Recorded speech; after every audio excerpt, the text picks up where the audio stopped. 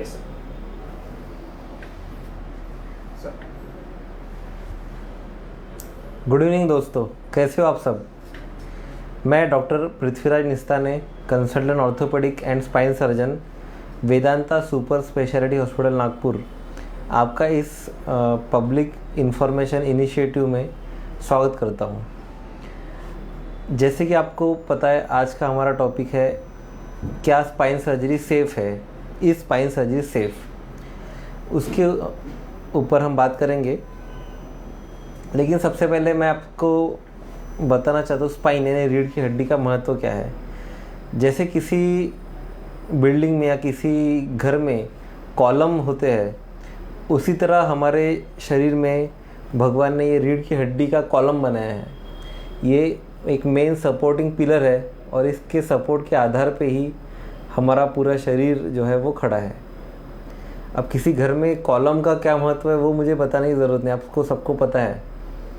जिस तरह अगर किसी घर का या बिल्डिंग का कॉलम या ढांचा ढह जाता है और वो बिल्डिंग नेस्तनाबूद हो जाती है, उसी तरह का महत्व या उसी तरह का इम्पोर्टेंस ये रीढ़ की हड्डी का या स्पाइन का हमारे शरीर में है।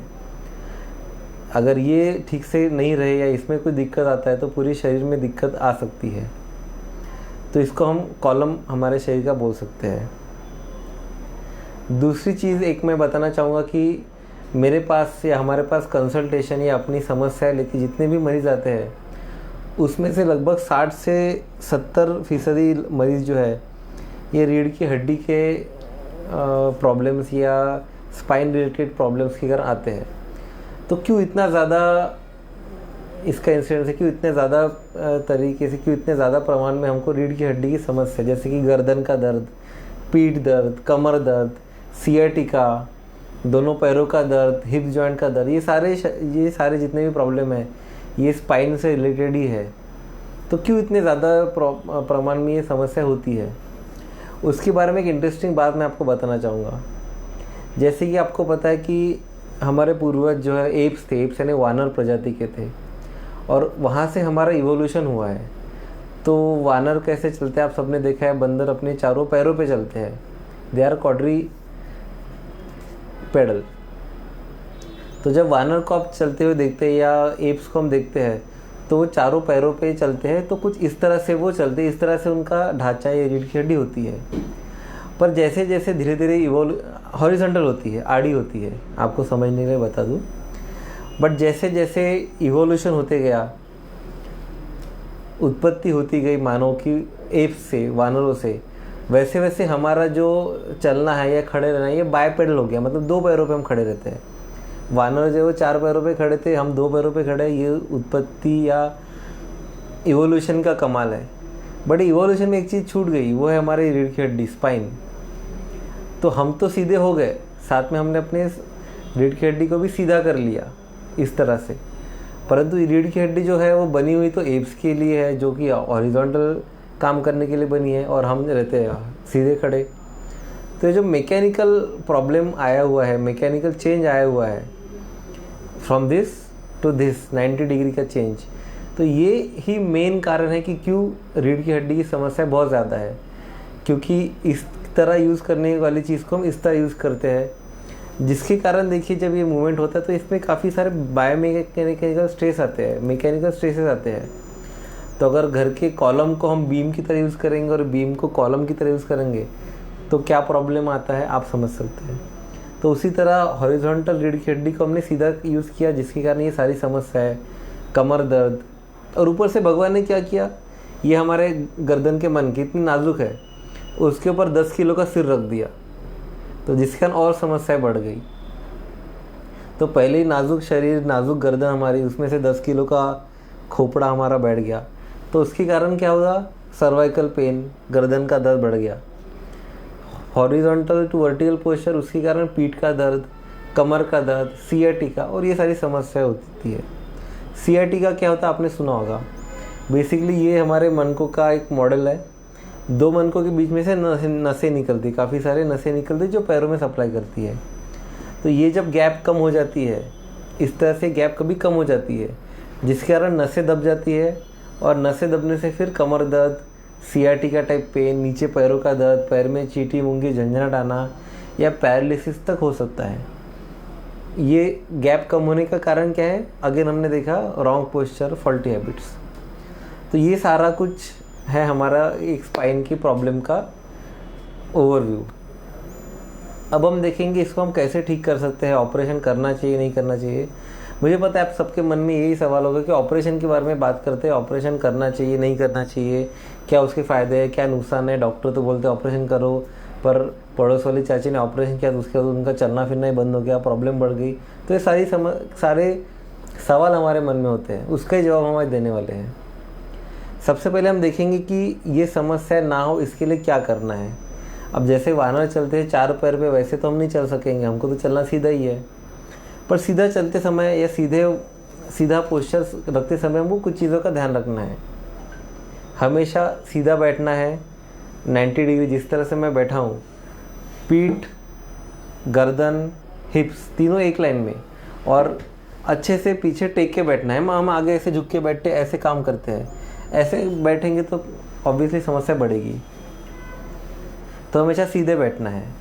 आगे झुक के हम काम करते हैं उससे तकलीफ बढ़ती है, भारी चीज़ें उठा लेते हैं उससे तकलीफ बढ़ती है। ये सारी चीज़ें अवॉइड करना है, सीधा बैठ के ही काम करना है। और अगर भारी चीज़ें उठाना भी पड़े तो अपने घुटनों से झुक के उठाना है, ना कि कमर से झुक के। ये सारी कुछ चीज़ें। सेकेंडली, हमारे सोने का पोस्चर हमेशा हार्ड मैट्रेस पे सोना चाहिए, नरम स्पंज वाले गद्दी पे नहीं सोना चाहिए। और एक 20-20-20 रूल होता है that after every 20 minutes of break, after every 20 minutes of work, take a break for 20 seconds and get a stall for 20 feet। मतलब हर 20 मिनट काम करने के बाद, एक पोस्चर में रहने के बाद एक 20 सेकंड का ब्रेक ले सकते हैं, लेना चाहिए। और एक 20 फीट का चक्कर, स्ट्रेचिंग ब्रेक एक लेना चाहिए, एक 20 फीट का चक्कर मारना चाहिए। इससे जो मांसपेशियों की थकान है वो निकल जाती है और कमर और पीठ दर्द दूर भाग जाता है। अब आता है आज का टॉपिक हमारा, क्या स्पाइन सर्जरी सेफ है। दोस्तों, ये सारा कुछ करने के बाद भी अगर किसी को स्पाइनल प्रॉब्लम हो ही जाते हैं तो क्या करना चाहिए? सबसे पहले आपके डॉक्टर आपको MRI या एक्सरे करने की सलाह देते हैं, जिसमें किस तरह का प्रॉब्लम है, नसों का प्रॉब्लम है, मनकों का प्रॉब्लम है, मांसपेशियों का प्रॉब्लम है या स्पाइन के जॉइंट्स का प्रॉब्लम है, ये हमको पता चलता है। और उसके उपरांत हम इसका ट्रीटमेंट करते हैं। मैं आपको ये भी बताना चाहता हूँ दोस्तों कि 90 to 95% जो प्रॉब्लम है उसका इलाज बिना ऑपरेशन के संभव है, हम करते हैं और बिल्कुल होता है। तो 90 to 95% स्पाइनल प्रॉब्लम्स को किसी तरह के ऑपरेशन की ज़रूरत नहीं होती है। प्रॉपर पोस्चर और प्रॉपर मेडिसिन से ये प्रॉब्लम सॉल्व हो जाते हैं। अब बचे 5% लोग जिनको दवाई गोली या बाकी सारी चीज़ों से फ़र्क नहीं पड़ेगा, फिजियोथेरेपी, इन सारी चीज़ें नहीं फ़र्क पड़ेगा, उनको क्या करना चाहिए? क्या उनको ऑपरेशन करवाना चाहिए? ऑपरेशन के क्या फ़ायदे हैं, क्या नुकसान है? क्या उससे पैरालिसिस होता है? क्या उससे चलना फिरना मेरा बंद हो जाएगा? इस तरह के सवाल पेशेंट हमको पूछते हैं, क्योंकि स्पाइन सर्जरी के बारे में या रीढ़ की हड्डी के ऑपरेशन के बारे में काफ़ी सारे कंसेप्ट और मिसकंसेप्शन भी, मिथ्स एंड फैक्ट्स, ये दोनों समाज में फैले हुए हैं। कोई कहता है कि मैंने ऑपरेशन किया तो मुझे बहुत अच्छा फ़ायदा हुआ, तो कोई कहता है कि पड़ोस वाली चाची ने ऑपरेशन किया तो उनका तो चलना फिरना ही बंद हुआ। तो क्या सच्चाई क्या है? दोस्तों, इसमें सबसे ज़रूरी बात जो मैं बताना चाहूँगा, इस सवाल का जवाब वो है इंडिकेशन। मतलब किस चीज़ के लिए आप ऑपरेशन करवा रहे हैं, उसी पे सारा कुछ खेल है दोस्तों।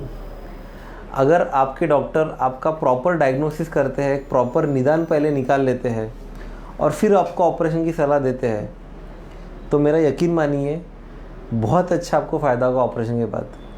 हमने ऐसे मरीज़ देखे हैं जो बेड रिडन थे, व्हीलचेयर पे चलते थे, जिनसे चलना नहीं होता था, स्ट्रेचर पे हमारे पास आए, परंतु एक योग्य डायग्नोसिस और योग्य उपचार और एक प्रिसाइज सर्जरी होने से 2-3 दिन में वो चलना फिरना चालू कर दिए और 10-15 दिन में अपना नॉर्मल वर्किंग चालू कर दिया।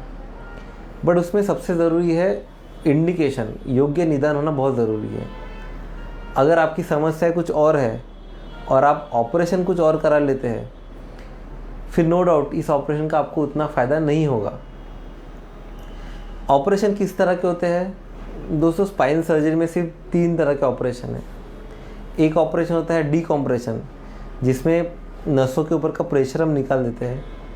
दूसरा ऑपरेशन होता है डिसेक्टॉमी, जिसमें हम मनकों की गद्दी जो प्रेशर देती है, गद्दी आपने सुना होगा डिस्क का प्रोलैप्स हो गया, मनकों की गद्दी निकल गई, सरक गई, तो वो गद्दी को हम निकाल देते हैं। और तीसरा ऑपरेशन होता है फिक्सेशन, यानी कि रॉड और स्क्रू डाल के हम मनकों को फिक्स करते हैं, स्टेबलाइज करते हैं, जो जगह पे उनको फिक्स करते हैं, बिठा देते हैं। तो केवल ये 3 तरह के ऑपरेशन होते हैं, बहुत ज़्यादा कुछ नहीं होता है। प्रॉपरली अगर डायग्नोसिस हो जाए और प्रॉपर उसका ट्रीटमेंट हो जाए और प्रॉपर बीमारी के लिए प्रॉपर अगर ऑपरेशन किया जाए तो 100% फ़ायदा होता है। पर ये भी मैं वार्निंग देना चाहूँगा कि अगर प्रॉपर डायग्नोसिस नहीं होता है और सिर्फ ऑपरेशन के लिए ऑपरेशन किया जाता है, या अनइंडिकेटेड सर्जरी होती है कि एक ऑपरेशन की ज़रूरत थी परंतु दूसरा हो गया, दूसरे की ज़रूरत थी परंतु तीसरा ही हो गया, ऐसा भी होता है। अगर प्रॉपर निदान ना हो तो ऐसी चीज़ें होती है, संभव है। तो ऐसा कुछ होता है तो आपको उतना फ़ायदा नहीं मिलेगा। इसके अलावा हर किसी ऑपरेशन के कुछ कॉम्प्लिकेशन या साइड इफ़ेक्ट उसको बोल सकते होते हैं, वो भी इसमें होने का चांसेस है दोस्तों, जैसे कि इन्फेक्शन, रक्तस्राव होना या एनेस्थीसिया रिलेटेड कॉम्प्लिकेशन। ये तो किसी भी ऑपरेशन में संभव है, तो उसमें भी हो सकते हैं।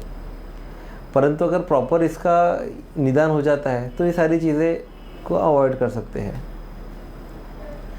एक और सवाल काफ़ी बार आता है कि ऑपरेशन के बाद क्या मुझे बेड रिडन होना पड़ेगा, बेड रेस्ट करना पड़ेगा, क्या मैं अपना फिर से प्रोफेशन या वर्किंग फिर से ज्वाइन कर पाऊँगा कि नहीं? इसका जवाब भी मैं देता हूँ। दोस्तों अभी लेटेस्ट टेक्नोलॉजी इतनी एडवांस है, आप सोच नहीं सकते। Robotics, navigation, minimal invasive surgery होता है, कीहोल सर्जरी, दूरबीन द्वारा ऑपरेशन, बिना टाके के ऑपरेशन, इतनी सारी एडवांस टेक्नोलॉजी अभी आ चुकी है जिससे छोटे से छोटे चीरे द्वारा ये ऑपरेशन भी संभव है। ऐसे ऑपरेशन के उपरांत 2 से 3 दिन में ही पेशेंट चलना फिरना नॉर्मल चालू कर देते हैं और 10 से 15 दिन में जो अपना नॉर्मल प्रोफेशन या नॉर्मल वर्किंग उनका था वो रिज्यूम कर सकते हैं। तो जैसा कि पहले था कि बहुत लंबा समय लगता है इसके रिकवरी के लिए, वो चीज़ अभी नहीं रही है। मॉडर्न टेक्नोलॉजी से इसका डायग्नोसिस भी हो जाता है और एडवांस टेक्निक से इसका सर्जरी बहुत सेफली हो जाता है। परंतु मैंने जैसे बोला, प्रॉपर डायग्नोसिस, योग्य निदान और योग्य टेक्निक, ये बहुत ज़रूरी है। तो हमारा आज का जो टॉपिक था, इज स्पाइन सर्जरी सेफ, क्या स्पाइन सर्जरी सेफ है? तो उसका अगर एक शब्द में मुझे जवाब देना रहेगा तो मैं बोलूँगा यस, हाँ। अगर मुझे एक वाक्य में जवाब देना रहेगा तो मैं बोलूँगा अगर प्रॉपर डायग्नोसिस और प्रॉपर टेक्निक का यूज़ किया जाता है तो स्पाइन सर्जरी बिल्कुल सेफ है। सर सवाल है, doctor Prasad Mundlawar sir, does every patient need surgery? देखिए, जैसे कि मैंने अभी बोला, 90 to 95% patient affected with spine problems या मनकों के जुड़ी समस्या से जो है, उनको ऑपरेशन की ज़रूरत नहीं रहती है। 90 to 95% लोग tablets, medicines, physiotherapy, proper posture और कुछ लाइफस्टाइल मॉडिफिकेशन से ही ठीक हो जाते हैं। Rest 5 to 10% patients are the patients which require surgery. 5 से 10% लोगों को ही ज़रूरत है सर्जरी की, और उनमें भी अगर प्रॉपर टेक्निक का यूज़ करते हैं तो बहुत सेफली इसको हम ठीक कर सकते हैं। विशाल पवार जी का सवाल है, success rates after surgery in old age patients? जी, देखिए, जैसे कि मैंने बोला कि फिर से वही बात, प्रॉपर डायग्नोसिस, प्रॉपर टेक्निक।